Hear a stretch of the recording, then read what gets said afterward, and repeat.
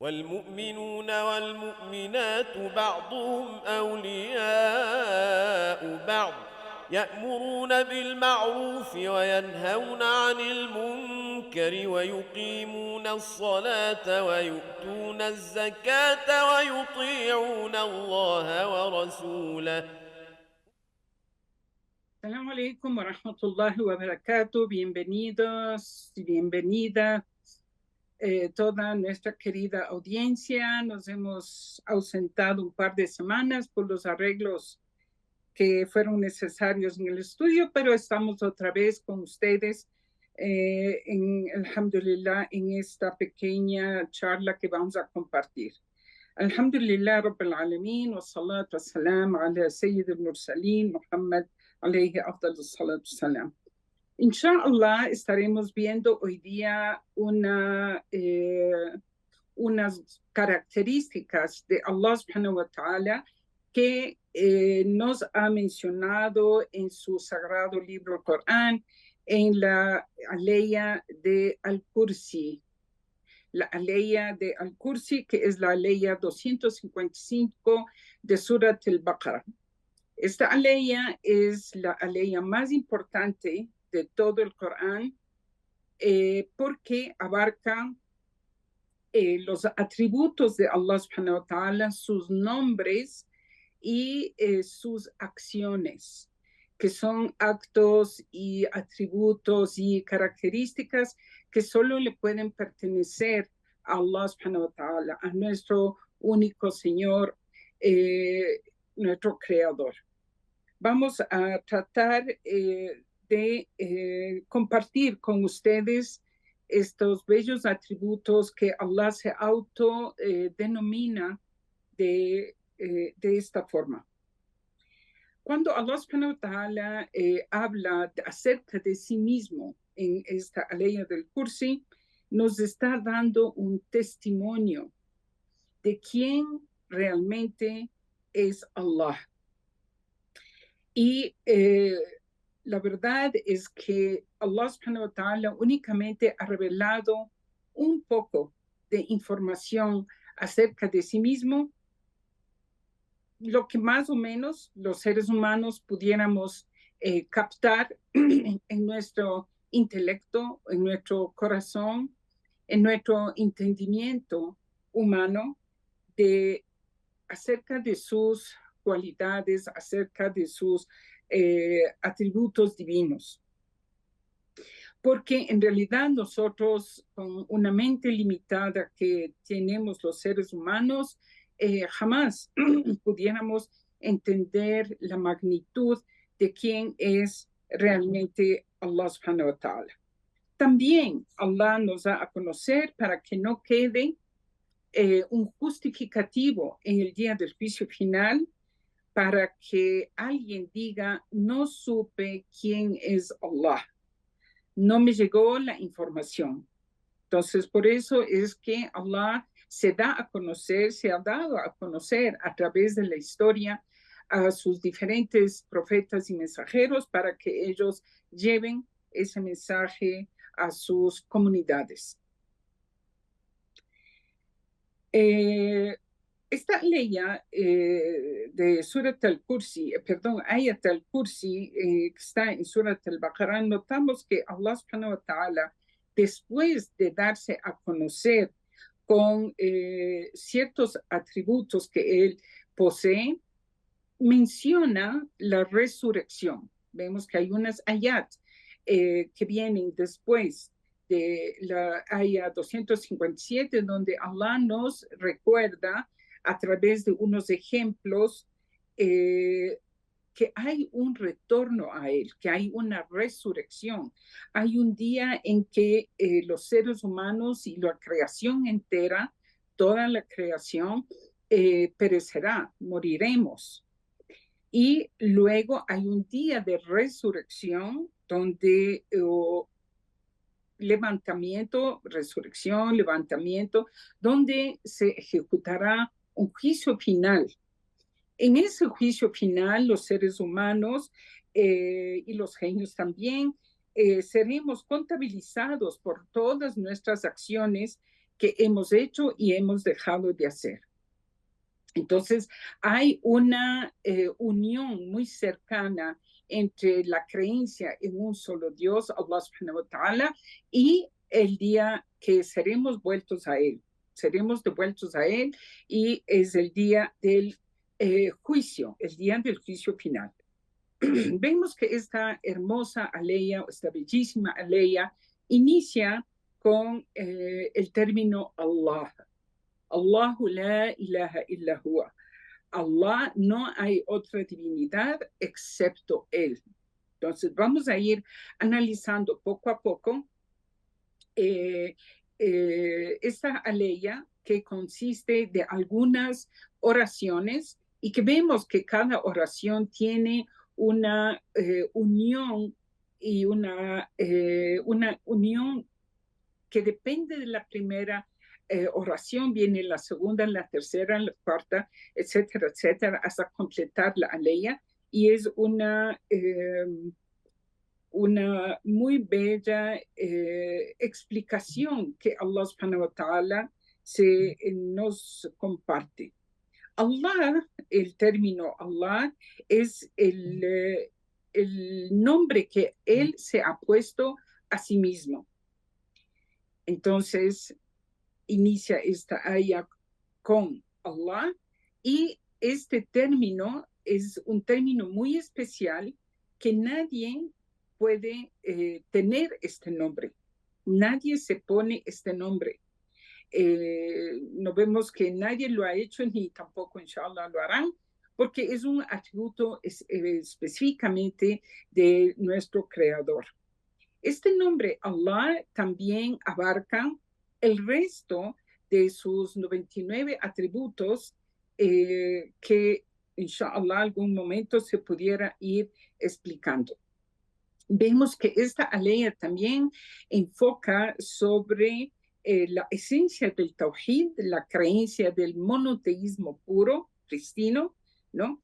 Vemos que también prueba la unicidad de Allah, la creencia, la aqida, la creencia de cada muslim se basa en esta aleya, y la negación absoluta del politeísmo o la idolatría. Entonces, como punto siguiente, vemos que Allah subhanahu wa ta'ala nos revela el conocimiento de las leyes y reglamentos que requiere la absoluta unicidad de Allah. También da ejemplos narrando historias reales del pasado que nos llevan a conocer y creer en su unicidad, en que Allah es único y nada se le parece, y en su poder y su fuerza, y que es absoluta. Vemos que después de la aleya 255, aleya del Kursi, Allah subhanahu wa ta'ala revela otra aleya que dice la ikraha fi din, que quiere decir no hay cómo obligar a nadie a adoptar una creencia.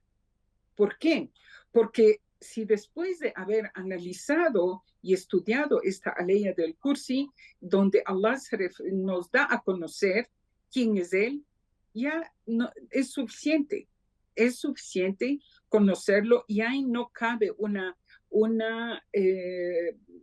obligación para la gente en aceptar una religión. Vemos que en esta aleya Allah menciona sus nombres, que es en el término Allah. También en esta aleya Allah subhanahu wa ta'ala habla de sus atributos, que son atributos, quiere decir lo que se llama en árabe sifat, quiere decir las características de él, y también habla de sus acciones, las af'al, las acciones de Allah subhanahu wa ta'ala. Y vemos que esta aleya es la única aleya en todo el Corán que abarca estos tres requerimientos para entender o llegar a conocer a Allah subhanahu wa ta'ala, sus nombres, sus atributos y sus acciones, el poder que él tiene de accionar. Bien, luego Allah subhanahu wa ta'ala dice, Allah la ilaha illa huwa. Entonces hemos entendido en la primera palabra Allah, su nombre propio, que él se ha autodenominado así, que abarca el resto de sus atributos. Luego viene una negación de que Allah habla que no hay nadie que se le parece, no hay nada ni nadie que se le asemeja. Y nadie es digno de ser adorado excepto él. Entonces, nadie, no existe nadie fuera de Allah subhanahu wa ta'ala que tenga el derecho o sea digno de ser adorado, venerado, rendirle culto. Todas esas palabras solo le pertenecen a él, el Altísimo. No hay otro Señor excepto Allah, amo y Señor de todas las criaturas. Esto hace necesariamente e indispensable que todo tipo de culto sea únicamente para Allah. Por ende, nos lleva a otro requisito, que es la obediencia absoluta de toda la creación a su Señor, a Allah, a nuestro amo, que es único, ¿ya? Para que un Dios, sea Allah subhanahu wa ta'ala, tiene que ser un ser perfecto, tiene que ser perfecto en sus nombres, tiene que tener la perfección de sus atributos, de su característica, y también la perfección en sus actos y favores que Allah subhanahu wa ta'ala tiene con sus criaturas.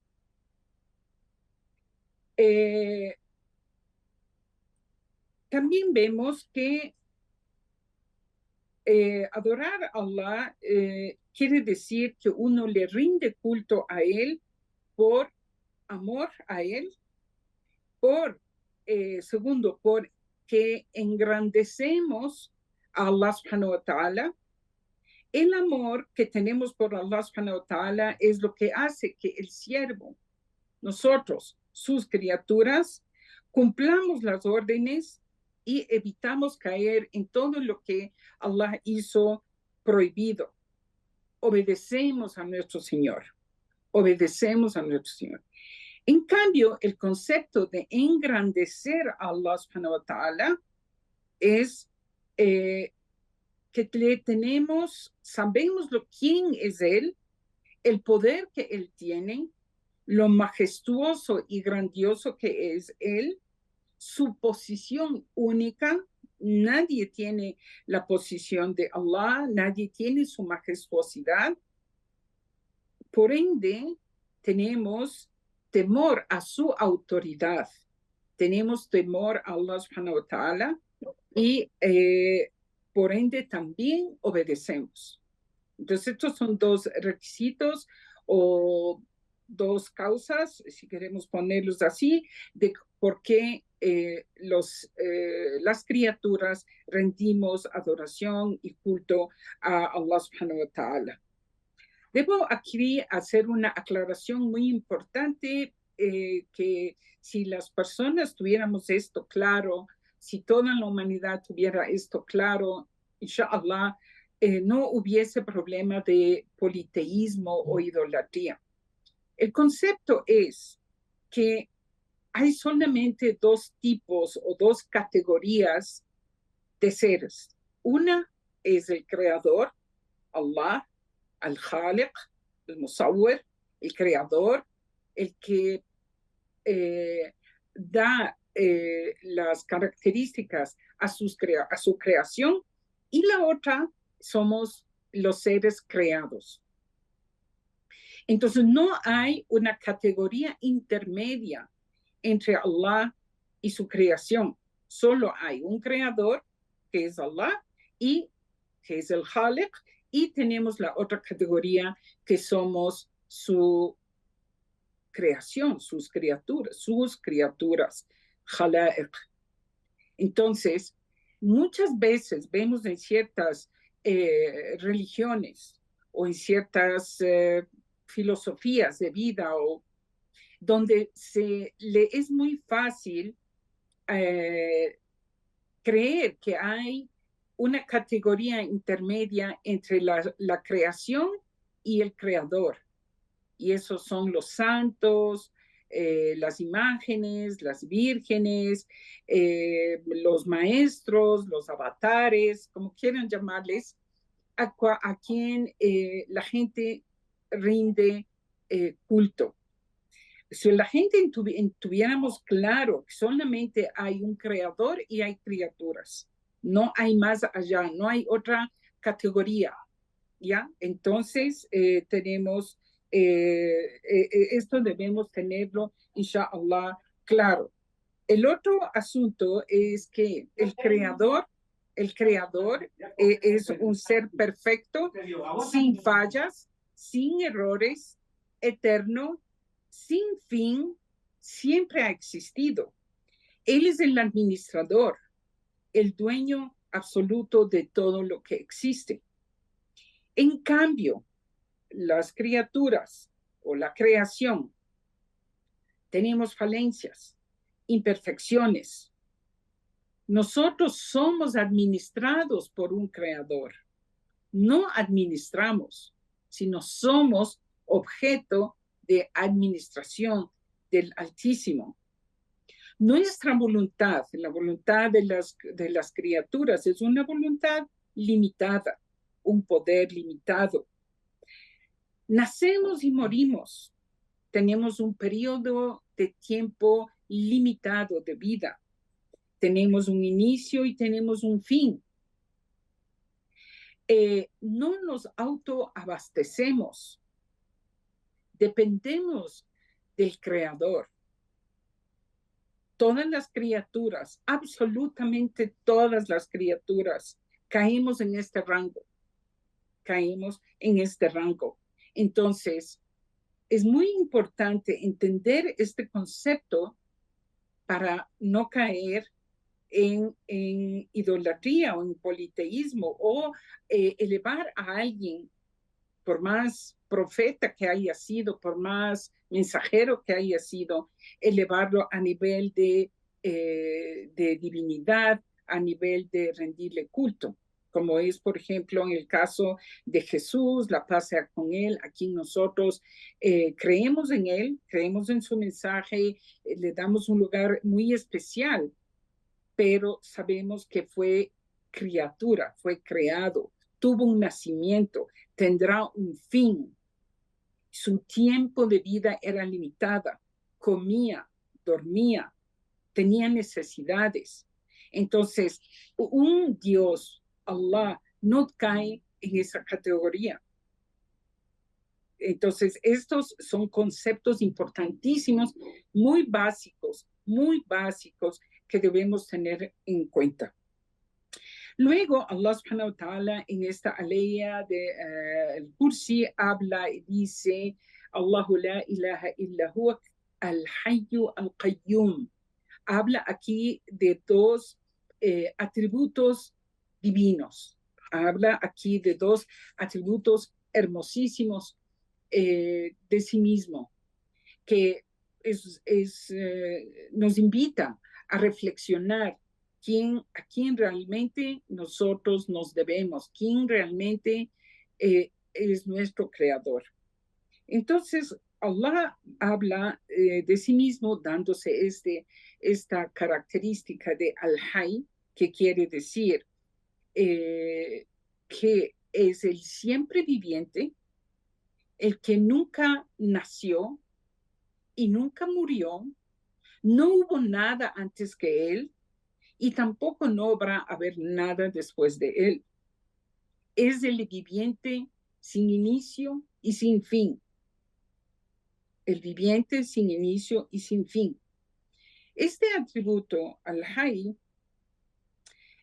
abarca todos los otros atributos que Allah tiene. Y vamos a ver por qué. La razón por qué al-Hayy, el siempre viviente, el eterno, sin inicio y sin fin, abarca el resto de los atributos perfectos de Allah, es porque para poder escuchar, tiene que estar vivo. Para crear, tiene que estar vivo. Para ejecutar, tiene que estar vivo. No cabe que no tenga, que Allah tenga un inicio y que no haya habido, que haya habido un momento en que no existiera. Entonces no cabe eso, no cabe eso. Entonces, por eso Allah subhanahu wa ta'ala nos explica que es el Hayy, que para estar, para poder escuchar a sus criaturas, tiene que tener vida, para poder verlo, para poder vernos, tiene que tener vida, para poder controlar, tiene que estar vivo, para administrar, tiene que tener vida. Entonces, necesariamente Allah tiene que tener este atributo de al-Hayy, el siempre viviente, el eterno sin fin. Luego, el siguiente atributo que él habla de sí mismo es al-Qayyum. Créanme que pasé mucho tiempo tratando de buscar la traducción de Qayyum en muchos diccionarios, incluso en muchas traducciones del Corán al español. Y lo más acercado para poder explicar el término al-Qayyum es que Allah es el sostenedor, el sustentador de sí mismo y de toda su creación. Repito, al-Qayyum es el sostenedor, el que sostiene, el que se sostiene a sí mismo y sostiene toda su creación, todo el universo. Todo está bajo este poder absoluto de Allah, de mantenerlo como se mantiene. ¿Ya? Este atributo al-Qayyum abarca, en cambio, todas las acciones de Allah. Voy a repetir porque son términos quizás para muchos o conceptos para muchos quizás nuevos. Repito, el término Allah abarca todos los nombres de Allah. Todos los nombres de Allah. Al-Hayy abarca todos los atributos de Allah, sus características, ¿ya? Y al-Qayyum abarca todas las acciones perfectas de Allah subhanahu wa ta'ala. Entonces, las acciones perfectas de Allah son, todo es perfecto, todas sus acciones son perfectas, pero para poder entender un poquito, voy a poner algunos ejemplos. El que es el que provee, ¿no? Es el que da el sustento, el que provee a todas sus criaturas, ángeles, humanos, genios, animales, plantas, el universo, planetas, soles, estrellas, todo, nos proveemos de Allah subhanahu wa ta'ala. Es quien mantiene todo el universo bajo su control, un control también absoluto. Entonces Allah tiene un control absoluto de todo lo que sucede en la creación. Es quien da la vida y la muerte. Es quien cura las enfermedades. Es quien protege. Es quien da y es quien quita. Es quien crea todo lo que existe. Es quien administra todo lo que está en el universo infinito y todo lo que existe. Entonces, cuando nosotros decimos Allahu al-Hayy al-Qayyum, estamos mencionando en estas tres palabras todos los nombres de Allah, todas sus características y todas sus acciones. Y todo esto, por supuesto, bajo la perfección absoluta que le pertenece únicamente a Él. Hasta aquí llegamos, inshallah, hacemos una pequeña pausa y regresamos para terminar la explicación de esta bellísima aleya. Assalamu alaikum.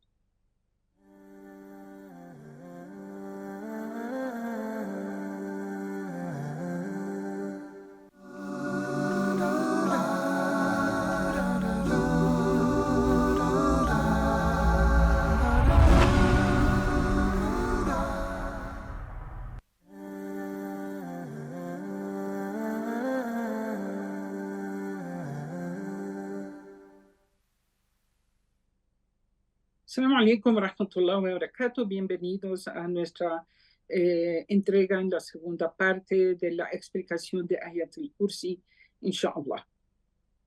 La siguiente oración que viene en esta leya es La ta'khuduhu sinatun wa la nawm.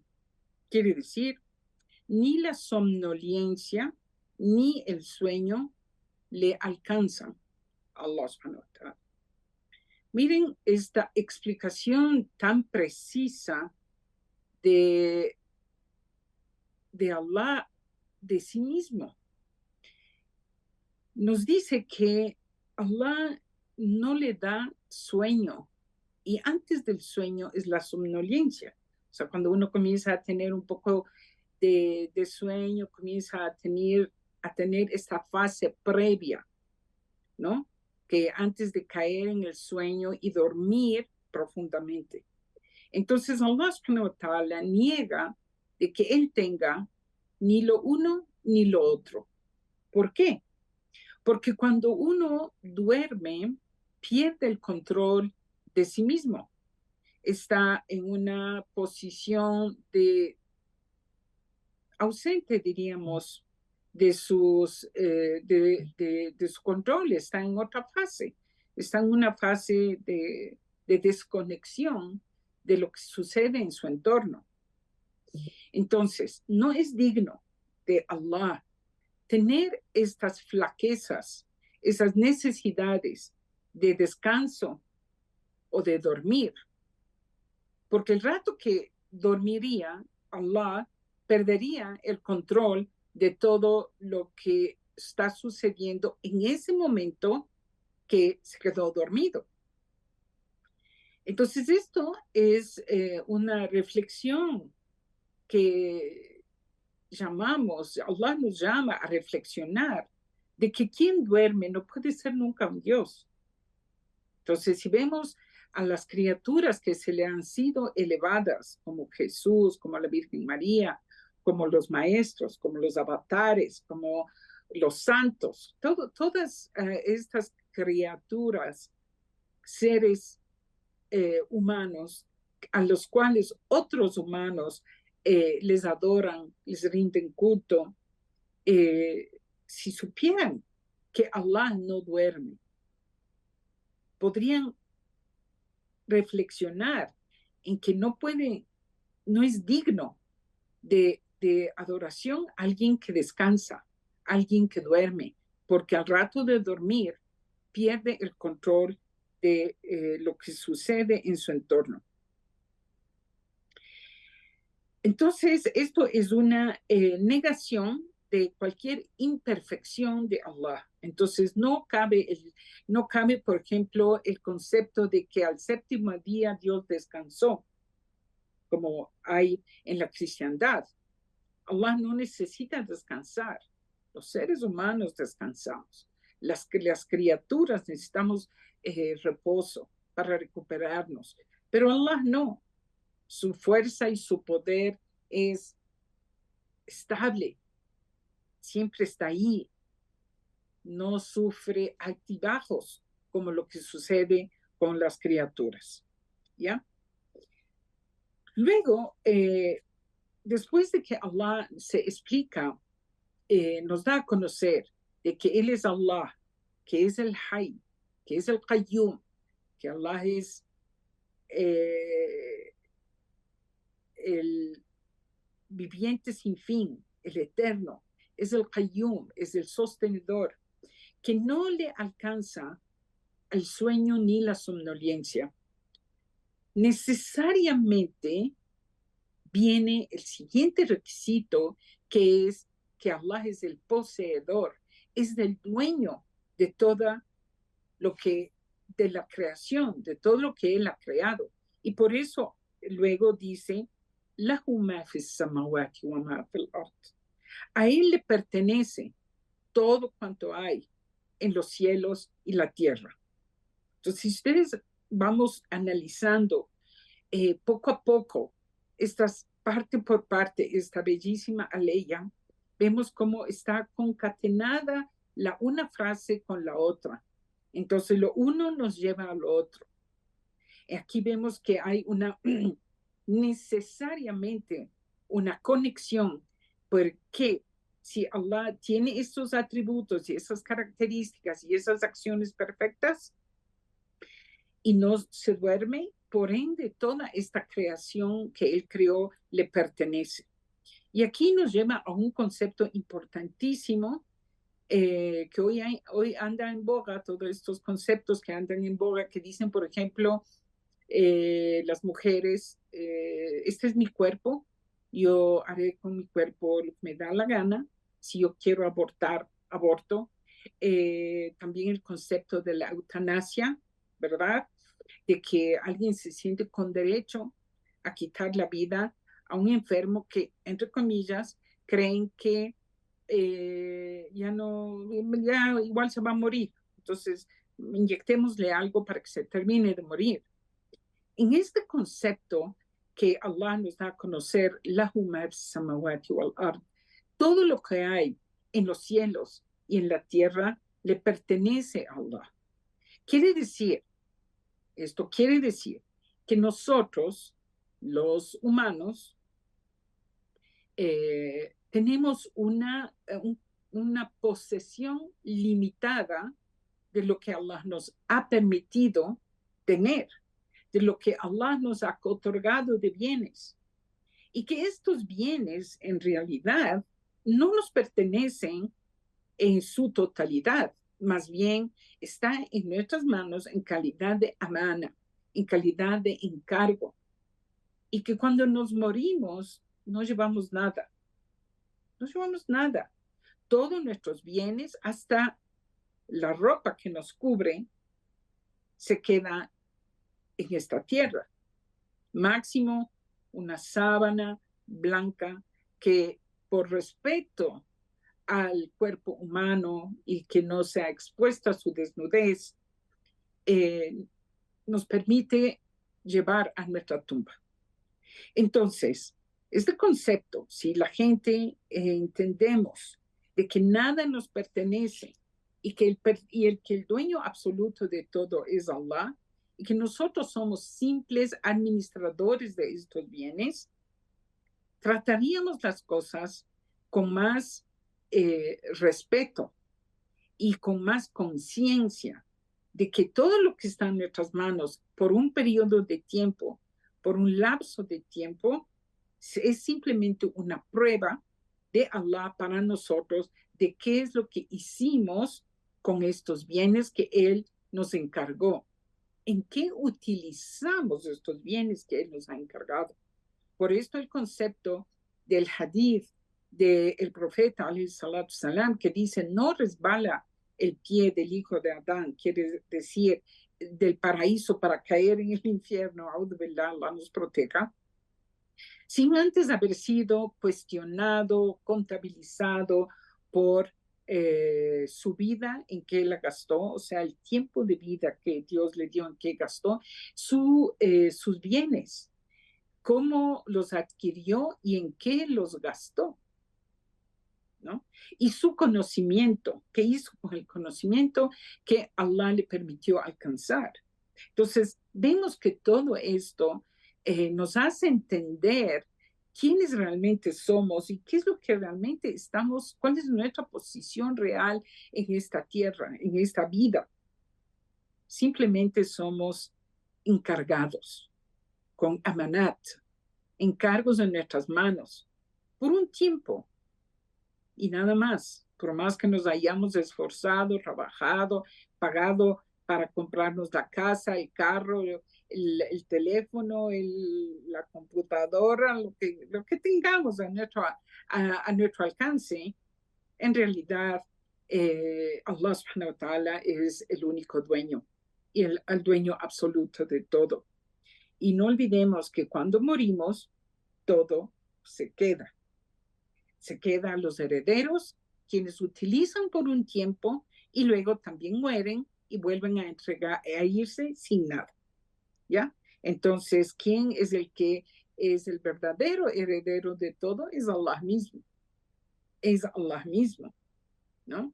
Esto es un concepto importante tener que en este periodo de vida, en esta vida terrenal, es solamente periodos de prueba con los bienes que Allah subhanahu wa ta'ala nos ha dado. Esto nos lleva luego a otra frase, una oración que Allah subhanahu wa ta'ala dice en Ayat al-Kursi, Man dalladhi yashfa'u indahu illa bi'idhnih. Quiere decir, ¿quién podrá interceder ante él si no es con su permiso? O como también, bien otra traducción, nadie se atreverá a interceder ante él sin su permiso, sin el permiso de Allah. ¿Por qué Allah habla en esta aleya acerca de la intercesión? Porque este es un concepto muy arraigado en muchísimas creencias de que, por ejemplo, adoro a este santo, adoro a esta virgen, adoro a Jesús, adoro a cualquier imagen, a cualquier estatua, porque estas estatuas, estos seres, estas criaturas intercederán ante Dios por mí. Entonces Allah subhanahu wa ta'ala niega categóricamente este tipo de intercesión. Y por eso él dice,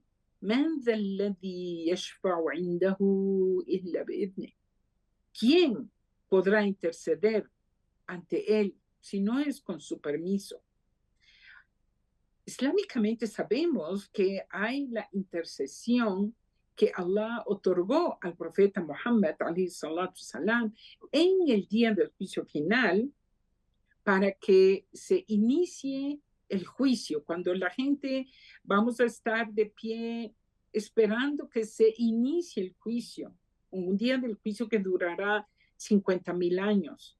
Y previo al juicio hay un periodo de espera larguísimo, un periodo de espera agobiante, donde los seres humanos estaremos con mucho calor, el sudor de cada persona le llegará o será hundido en su propio sudor según sus acciones. Es un día terrible y durará muchísimo tiempo. Entonces, la humanidad entera querrá que ya inicie el juicio y terminar, aunque sea para ir al infierno o ir al paraíso, pero ya esa espera desespera, como dice el dicho.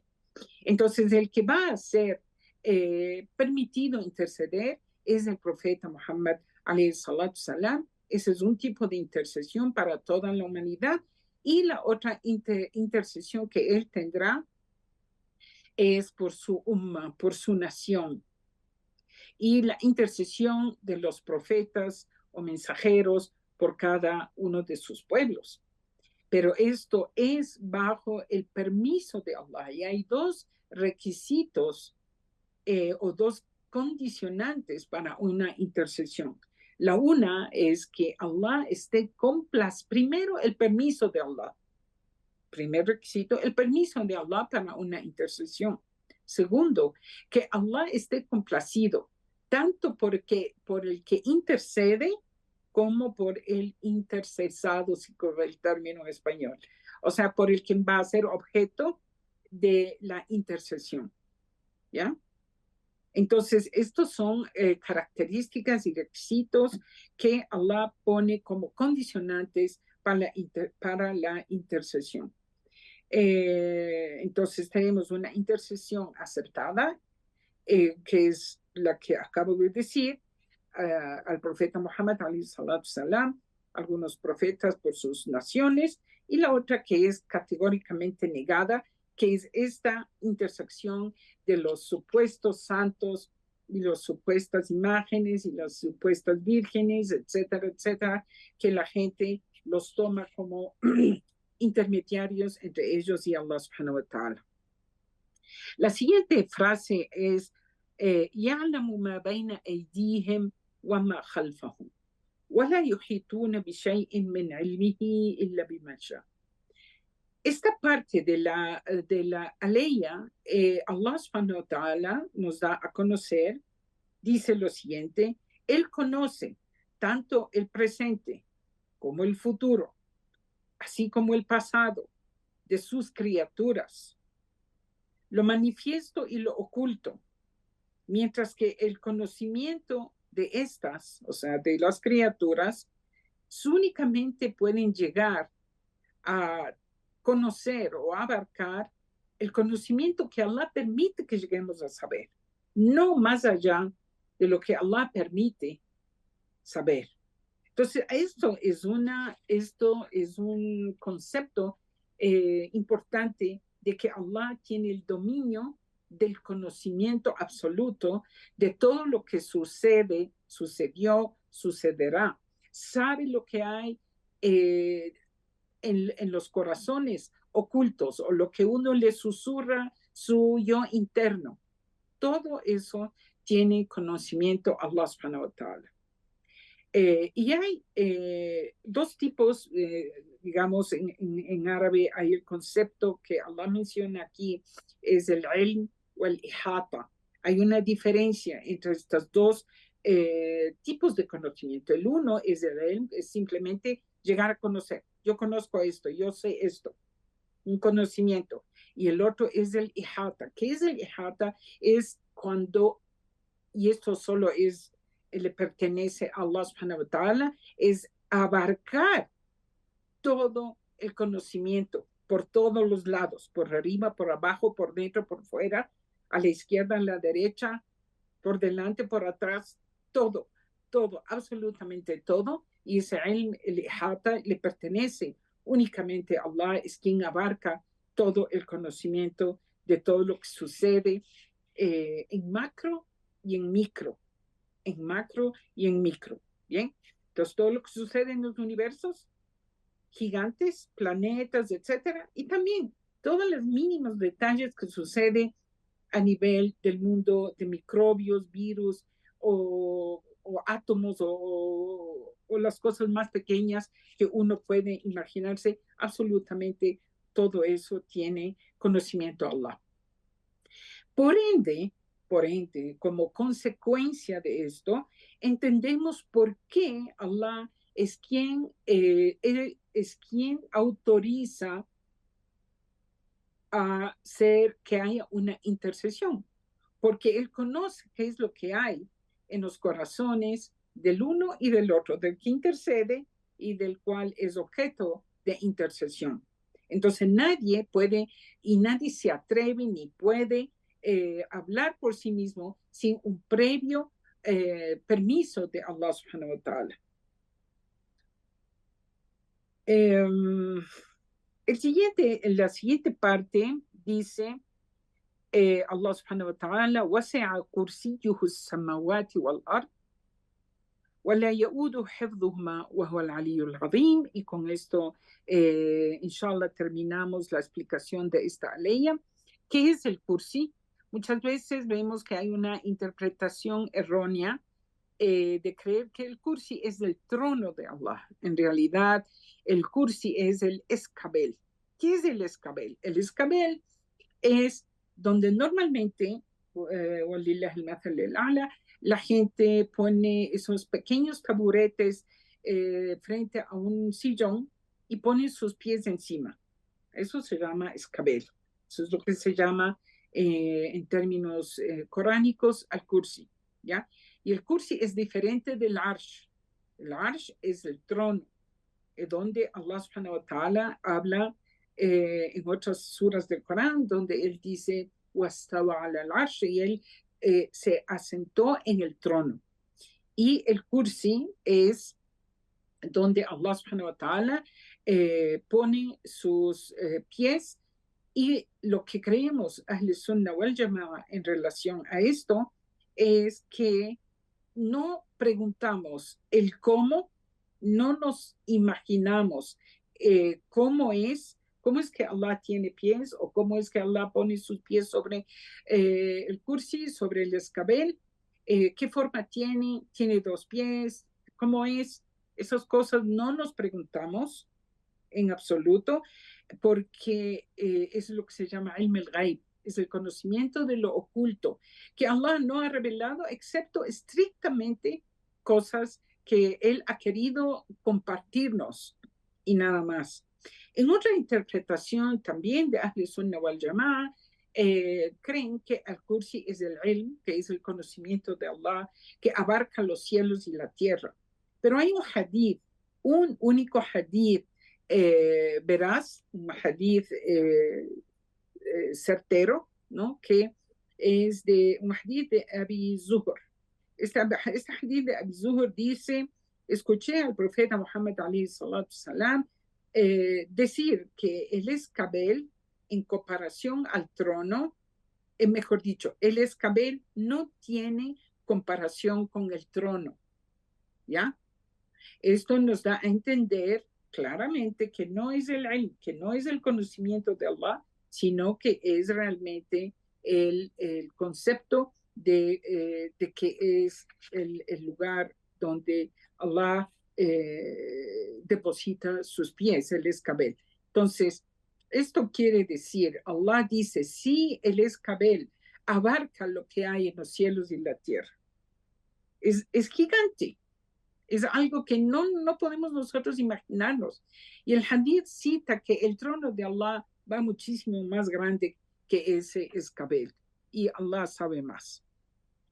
Finalmente, Allah subhanahu wa ta'ala termina diciendo, وَهُوَ الْعَلِيُّ الْعَظِيمُ.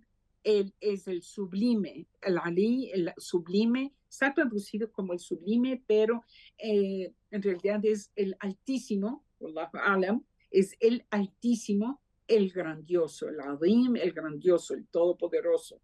Entonces, hay la altura de Allah, el ulu de Allah subhanahu wa ta'ala es ulu al-dhat, que es altura del ser, y hay la altura del estatus de Allah, su honor, y hay la altura de su poder de someter y vencer a toda su creación.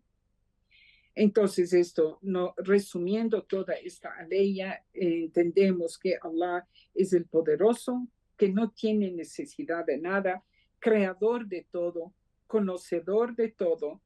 Nadie y nadie se le sale del control.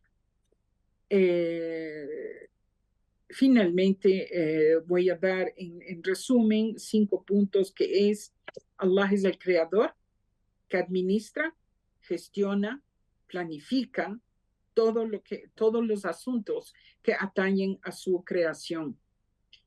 No se olvida de nada y nada se le escapa. Y todo es ila ajal musamma, todo se dará a un punto que Allah tenga prescrito.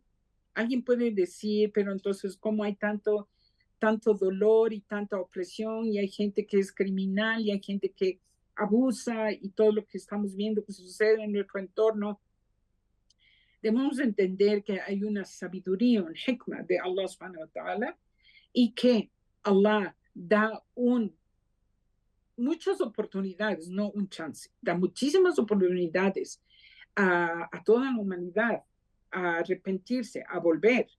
Y el criminal y el opresor que sigue en su opresión, avanza en su opresión, simplemente Allah le está dando más tiempo para que siga más pecado y que caiga más hondo con sus faltas.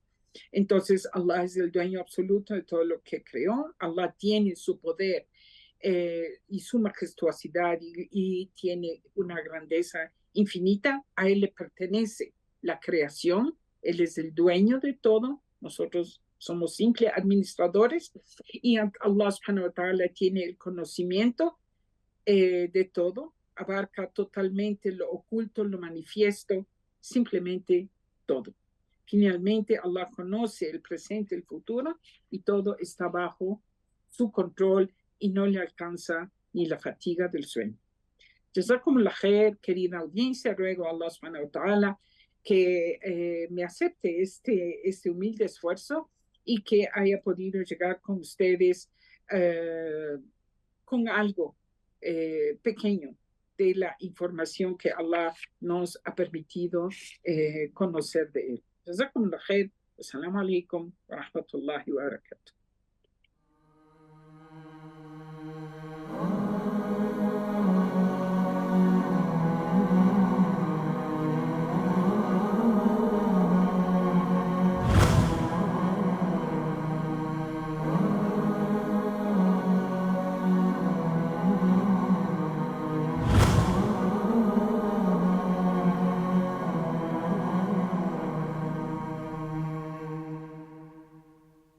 والمؤمنون والمؤمنات بعضهم أولياء بعض يأمرون بالمعروف وينهون عن المنكر ويقيمون الصلاة ويؤتون الزكاة ويطيعون الله ورسوله أولئك